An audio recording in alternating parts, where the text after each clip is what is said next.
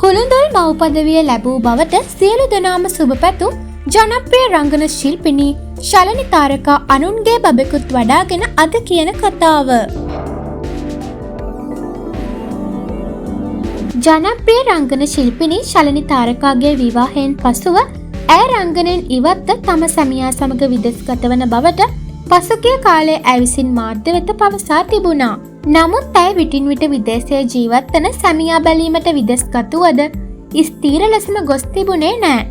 කෙසේ නමුත් ඔවුන් විවාහ වී බොහෝ කලක් ගත වී තිබෙන පසුබිමක ඇය කුළුඳුල් මව් පදවිය ලබා ඇති සුබ පුවත සමාජ මාධ්‍යවල පළ වී තිබුණා.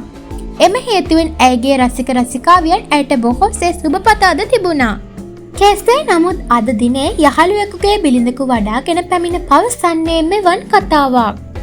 නෑ මගේ බබා නෙමේ, බබෙක් හම්බ වෙන්න කියලා හැමතැනම දාලා තිබ්බා. වගකීමෙන් කියනවා එහෙම දෙයක් නෑ. ඒ නිසා කෝල්ස් දීලා මැසේජ් වල විශ් කරන්න එපා. ඒව පැත්තකින් තියලා වීදුරු තිර බලන්න යනුවෙන් ඇය පවසනවා.